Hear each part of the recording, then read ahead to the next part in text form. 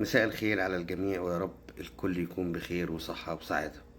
لا صوت يعلو في الساعات الأخيرة على صوت خروج محمد صلاح من بعثة منتخبنا والسفر لإنجلترا لاستكمال العلاج. وطبعا في الوقت ده يا جماعة لازم أوجه سؤال للكابتن محمد صلاح. ليه في الوقت ده؟ ليه في الوقت ده في لعيبة كتيرة قوي مصابة مع منتخباتها أو جاية مصابة وبتتعالج مع منتخبها، ما سافرتش لإنجلترا علشان تتعالج؟ واشمعنى العلاج في انجلترا يا كابتن محمد؟ خير ما بقاش العلاج في المنتخب ما بقاش من مقام معاليك ولا ايه؟ خير يا ريت تقول لنا. ولا هناك علشان جميع الارواح مقدسة والمنتاليتي طيور عالية فهتشفيك بسرعة وترجع لنا يعني؟ لا، والتصريح الاغرب والنكتة واللي يهلكك من الضحك انه لما يرجع لنا ان شاء الله في وعد ان هو هيرجع لنا في مباريات قبل النهائي والدور النهائي. بأمارة ايه يا كابتن؟ بأمارة ايه؟ تسرق مجهود ناس تعبت ووصلت للنهائي اللي قبل النهائي او النهائي وتيجي على الجاهز؟ لا طبعا. ده اذا كان في اصابة من الاساس. ده اذا كانت في اصابة من الاساس. كلنا عارفين المسرحية اشتغلت ازاي، كلنا عارفينها، وعارفين اراجوزات اتحاد الكوره طلعت قالت ايه وحللت ايه. واحنا عارفين يا كابتن ان اتحاد الكوره كده في ايدك يعني. اتحاد الكوره كده في ايدك والمنتخب كده في ايدك. بدليل امبارح يا راجل انت بتتسأل في المؤتمر، الصحفي بيوجه السؤال لفيتوريا: انت لو خسرت الكان ومصر خرجت هتمشي؟ انت جاوبت بالنيابه عنه وقلت له هتستمر. انت واثق يا كابتن، انت واثق. ما هو بيتك ومطرحك زي ما بيقولوا بالفلاحي، بيتك ومطرحك. بس يا ريت يا ريت يا ريت تطلع تقول لنا كده ايه الاصابه، او طبيب المنتخب يطلع يقول لنا ايه الاصابه.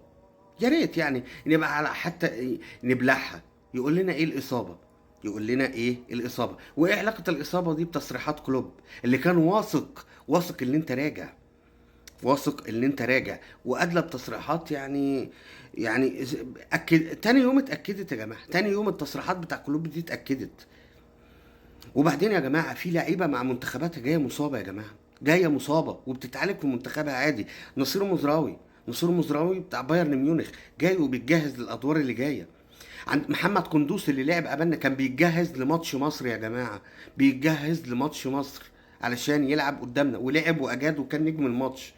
سيباستيان هاليير بتاع منتخب كوتيفوار مصاب وبيتجهز، جاي مصاب. التلاتة دول جايين مصابين، فيه اللي اتجهز ولعب زي كندوز وفيه اللي بيتجهز للادوار اللي جايه.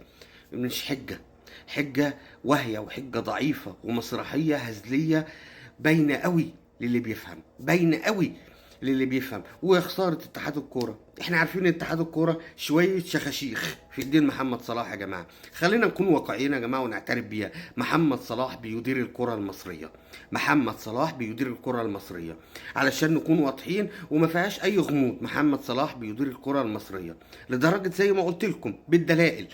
الراجل قال لك هيستمر، فشل ما فشلش هيستمر. خلاص ما هو معروف بقى، خلاص ما فيش داعي نتعب قلوبنا كده. وبعدين انت عايز تيجي يا كابتن لو وصلنا لنهائي وقبل نهائي بأمر الله إن شاء رب العالمين ربنا يكتبها للرجالة اللي موجودة اللي هتلعب باسم مصر وهتشوف المنتخب بعد خروج. يا ريت خدت معاك النني وانت ماشي عشان نشوف شكل المنتخب، لأن الماتش الوحيد الشوط الوحيد اللي لعبناه صح لما خرجت انت والنني. الشوط الوحيد اللي مصر لعبته كان لها شكل وكيان وقيمة في الملعب اللي انت خرجت فيه انت والنني. تخيل بقى الرجالة ديت احنا واثقين فيها. عمر القيادة ما كانت بالشارة، وعمر الشارة ما كانت بالنجومية. انت خدت الشارة وانت مش احق بيها، انت مش احق بيها، انت خدتها عشان النجومية. انما كان في ناس احق منك بالشارة، واللي غلط يتحاسب، اللي غلط يتحاسب. عمر النجومية ما كانت بالشارة، القيادة في الملعب عمرها ما كانت بالشارة.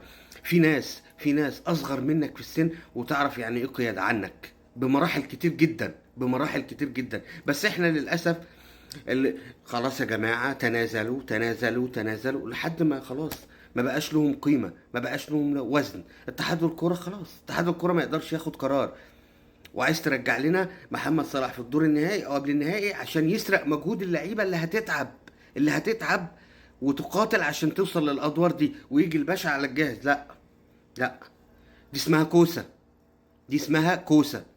اسمها كوسه. لا طبعا، ما تسرقش مجهود لعيبه قتلت، وانا عارف ان المنتخب بامر الله رب العالمين هيكون له شكل. اه صحيح مفيش عدل ومفيش حاجه، بس بدعاء الناس مش اكتر ولا اقل. بدعاء الناس اللي قلبها مع المنتخب دي ممكن نوصل. ممكن، ولو ما وصلناش هيبقى انتوا السبب.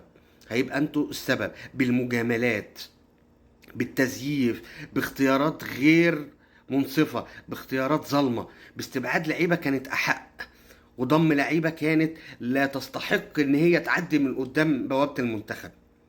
فيا ريت بلاش تضحكوا علينا بالجمل الرنانه بتاعتكم، ويا ريت اراجوزات ومطبلاتيه اتحاد الكوره ما يطلعوش يتهمونا ان احنا بنهاجم صلاح على الفاضي.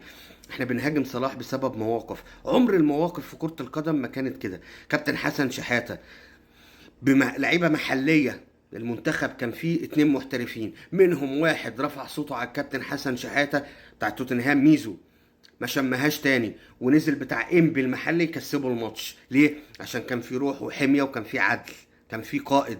ما كانش في لاعب واحد بيتنطط، ما كانش في لاعب واحد بيحب ياخد اللقطة، حابب يظهر، حابب يفهم الناس ان هو اللي بيفهم وان الباقي كلهم ما بيفهمش. هو الوحيد اللي في مصر اللي بيفهم. خلاص انتوا ما بتفهموش، انتوا كده، انتوا دماغكم دي مغيبة، انا الوحيد اللي بفهم واقدر اتكلم.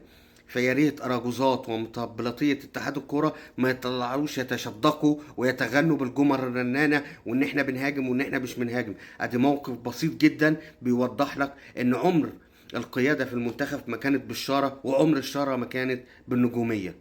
ده اذا كانت في اصابه من الاساس. والايام هتبين ان صلاح مش مصاب.